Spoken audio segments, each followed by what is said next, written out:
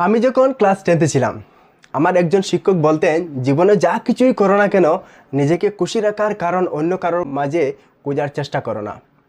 কখনো কারো উপর এত এক্সট্রিম লেভেলের নির্ভরশীল হবে না, যাতে তোমার এক্সপ্রেশন পূরণ না হলে মন ছোট হবে, বিশেষ করে মানসিকভাবে। তোমার মন খারাপ, তুমি গজল বা নাচ গান শুনো, নিজেকে এক কাপ গরম কফি বানিয়ে দাও, বিকেলবেলা মিষ্টি রোদে আপন মনে নিজের সাথে কথা বলো, পছন্দের লেখকের বই পড়ো, নিজের কোনো বিশেষ ক্রিয়েটিভ থাকলে সেটা নিয়ে তুমি ব্যস্ত থাকো। অন্যকে ব্যঙ্গ করে স্ট্যাটাস লেখা, নিজের দুঃখ দুর্বলতা সম্মুখে প্রকাশ করা কোনো বুদ্ধিমান মানুষের কাজ নয়। খুব বেশি মন খারাপ হলে রুম অন্ধকার করে চুপচাপ বসে থাকো, যার যার ধর্ম অনুসারে প্রার্থনা করো, পুরনো কোনো স্মৃতি মনে করো, হাসো কাঁদো, যাই করো, নিজের সাথে নিজের এমন একটা সুন্দর সম্পর্ক তৈরি করো যাতে নিজের মন খারাপের দিনগুলোতে একটা কাজের প্রয়োজন হয় না। যদি কোনো কাজে সফল হও, নিজেকে ট্রিট দাও। যদি অকৃতকার্য হও, নিজের সাথে অভিমান করো, নিজের সাথে প্রতিজ্ঞাবদ্ধ হও। তবে অন্য কারোর চোখে নিজের পারফেকশন খোঁজার চেষ্টা করো না। অন্যের চোখে তোমার ত্রুটিগুলো মাঝে যখন তোমার গুণগুলো খুঁজে পাবে না, তুমি কষ্ট পাবে। পারলে তুমিই পারবে রেস্টুরেন্টে একা বসে খাওয়াটাই নর্মালাইজ করতে হবে। পার্কে নিজের সাথে সময় কাটাতে চাওয়াকে হাস্যকর কেন মনে হবে? যদি সম্ভব হয়, ফাইন্যান্সিয়ালিও নিজেকে প্রতিষ্ঠিত করতে হবে, যাতে তীব্র মুড সুইংয়ে নিজেকে একটা চকলেট উপহার দিতে পারো, নিজের জন্মদিনে নিজেকে গিফটটা দিতে পারো, অথবা পাড়ার সুবিধা বঞ্চিত শিশুদের নিয়ে জন্মদিন আনন্দ ভাগাভাগি করো। নিজের পছন্দের ড্রেসটা টাকা জমিয়ে হলেও নিজের জন্য কিনে দিতে পারো।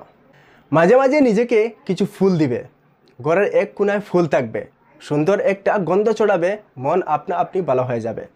সবাইকে খুশি রাখাও তোমার দায়িত্ব না। দুনিয়ার কারো পক্ষেই সবাইকে খুশি করা সম্ভব না। যেখানে পারবে না, না বলাও শিখতে হবে। আমার মা বাবা আমাকে অ্যাপ্রিসিয়েট করে না, আমার বন্ধু আমাকে সময় দেয় না, আমার কাছে প্রিয়জন আমার সাথে ঠিকমতো কথা বলে না, আমার জন্য সময় নেই, এসব উপদ্রবের সৃষ্টি করবে না। আমাদের বাসায় যেটা অ্যাটেনশন, অন্যের জন্য এটা চাওয়াগুলো অযথা টেনশন মাত্র। কেন নিজেকে অন্যের বিরক্তির কারণ বানাবেন? একটা সুন্দর ব্যক্তিত্ব থাকার জন্য খুব কঠিন হওয়া দরকার নেই। শুধু নিজেকে এতটুকু ভালোবাসলেই হবে যাতে অন্যের চোখে নিজের জন্য ভালোবাসা খোঁজার প্রয়োজন হয় না। বর্তমানে এই যুগে মানুষের মন প্লাস্টিকের মতোই, কখন জানি রূপ বদলায়, কারণে বদলায়, অকারণে বদলায়। তাই মনে হয় নিজের মধ্যে নিজেকে সীমাবদ্ধ রাখা তুলনামূলক। কিছু কিছু সময় আসে যখন আমরা বিশ্বাস ও অবিশ্বাসের সীমারেখা অবস্থান করি।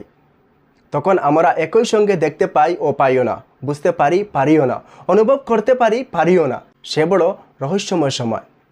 কারণ যত্ন করে কাঁদানোর জন্য খুব আপন মানুষগুলোই যথেষ্ট। কপালে সুখ লেখা না থাকলে সে কপালে পাথর ঢুকালেও লাভ নেই। এতে কপালে যথেষ্ট ফুলে, কিন্তু ভাগ্য একটু ফুলে না। আমি সেই অবহেলা, আমি সেই নতমুখ, নীরবে ফিরে যাওয়া অভিমান বেজা চুপ। আমাকে গ্রহণ করো, উৎসব থেকে ফিরে যাওয়া আমি সেই প্রত্যাখ্যান। আমি সেই অনিচ্ছা নির্বাসনে বুকে নেওয়া গোলাটে চাঁদ। আমাকে আর কি বেদনা দেখাবে?